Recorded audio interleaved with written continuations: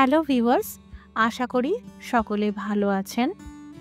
এই পাকা আমের সিজনে বানিয়ে নিতে পারেন রসে ভরা তুলতুলে নরম আমের মালপোয়া। সাথে থাকবে পারফেক্ট মালপোয়া বানানোর জন্য কিছু টিপস। নমস্কার, আমি মৌ। আপনারা দেখছেন মৌয়ের সাথে রান্নাবান্না। ভালো লাগে লাইক দিয়ে শেয়ার করে দেবেন। প্রতিদিন আরও নতুন নতুন রেসিপি পাওয়ার জন্য আমার চ্যানেলটি সাবস্ক্রাইব করে রাখুন।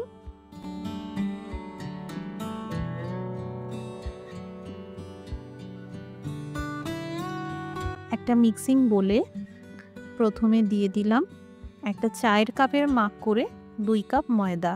এখানে ময়দার ব্যবহার করা হয়েছে, তবে আপনারা আটা দিয়েও এই মালপোয়া বানাতে পারবেন। যতটা ময়দা তার অর্ধেক 1 কাপ সুজি দিয়ে দিলাম। একটি চায়ের কাপের 4 ভাগের 1 ভাগ চিনি দিয়ে দিলাম। এবার দিয়ে দিলাম আধা চামচ এলাচ পাউডার আর আস্ত মৌরি। এবার তরল দুধ দিয়ে মেশাতে থাকবো। এখানে আমি রুম টেম্পারেচারে রাখা দুধের ব্যবহার করেছি। এখানে যে কোনো একটা কাপ বা বাটির মাপ করেই উপকরণগুলি নেবেন। এখানে মাপগুলো খেয়াল রাখবেন। উপকরণের মাপটা ঠিক থাকলেই মালপোয়া সঠিকভাবে তৈরি হবে। আপনারা চাইলে দুধের মধ্যে সামান্য জল মিশিয়ে বা শুধু জল দিয়েও এই মিশ্রণ তৈরি করে নিতে পারেন, তবে দুধ দিলে মালপোয়ার স্বাদটা আরও বেটার হবে। এই রকম পাতলা রাখলাম। 15 মিনিটের জন্য এইভাবে রেখে দিলাম। এদিকে 3টে পাকা আম ধুয়ে নেওয়ার পর খোসা ছাড়িয়ে নেব। আমের খোসাগুলোকে ছাড়িয়ে নেওয়ার পর আমের পাল্পগুলোকে এইভাবে কেটে কেটে বের করে নিলাম। আপনারা চাইলে আম কুচিয়ে নিতে পারেন। এই আটিগুলো থেকে যতটা সম্ভব আমের পাল্প ছেঁচে বের করে নিতে হবে আর আটিটা ফেলে দিতে হবে। মিক্সিতে এই আমের পাল্প পেস্ট করে নেব। এই দেখুন, আমের পেস্ট একদম তৈরি। এবার এখানে মালপোয়ার যে মিশ্রণ তৈরি করেছিলাম এই আমের পেস্টটা দিয়ে দিলাম, তবে পুরোটা দেব না, 2 চামচ মতন রেখে দিলাম। এটা আমি রান্নায় পরে ব্যবহার করব।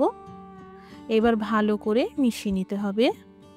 চেষ্টা করবে এই মালপোয়ার মিশ্রণে কোনো রকম দলা না থাকে।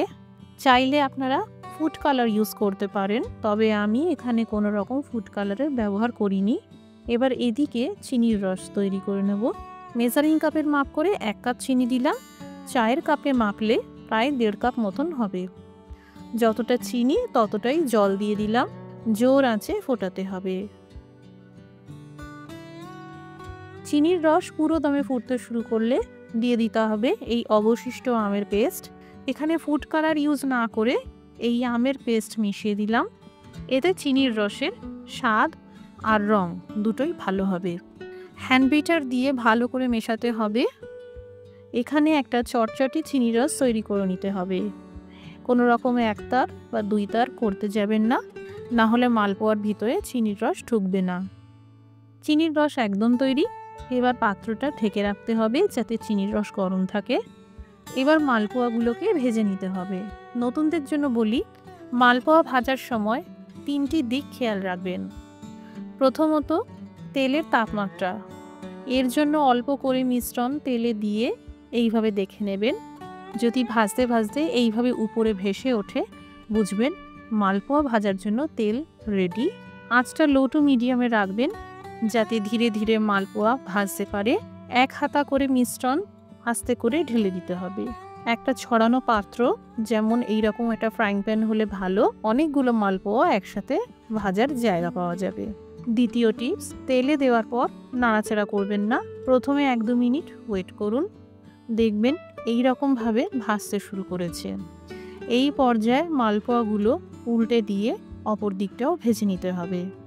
বারে বারে উল্টে পাল্টে সমানভাবে ভাজতে হবে যাতে মালপোয়াগুলো দেখতেও সুন্দর হয়। যদি মনে হয় অনেক বেশি ভেজে গাঢ় রঙের হয়ে যাচ্ছে, আঁচটা কমিয়ে দেবেন। আমি এই রকম গোল্ডেন ব্রাউন কালার রাখলাম, তেল থেকে তুলে নিলাম।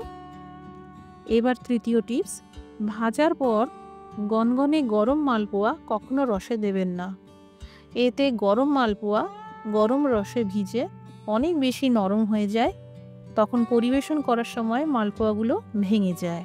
ভাজার পর একটা থালায় মালপোয়াগুলোকে 1-2 মিনিটের জন্য রাখবেন, তারপর চিনির রসে দিয়ে দেবেন আর 4 থেকে 5 মিনিটের জন্য ভিজতে দেবেন। এতে মালপোয়ার রস সোক করে রসালো হবে আর সাথে সাথে বাইরেটাও ক্রিস্পি হবে। একই রকমভাবে বাকি মালপোয়াগুলোকেও ভেজে নেব।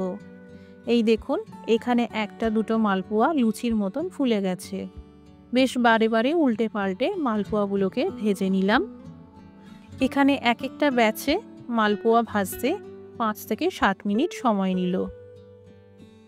চিনির রস সোক করে মালপোয়াগুলো সফট আর জুসি হয়ে গেছে। মালপোয়াগুলোকে পরপর এইভাবে সাজিয়ে দিলাম আর উপর থেকে সামান্য করে চিনির রসটা ঢেলে দিলাম। পেস্তা কুচি দিয়ে সাজিয়ে দিলাম। তৈরি হয়ে গেল পাকা আমের মালপোয়া, ম্যাঙ্গো মালপোয়া। একবার এইভাবে বানাবেন, খুব সুন্দর খেতে হয়। বাড়িতে বানালে কমেন্ট করে জানাতে পারেন কেমন তৈরি হলো। রেসিপিটি দেখার জন্য অসংখ্য ধন্যবাদ। সবাই ভালো থাকুন, সুস্থ থাকুন।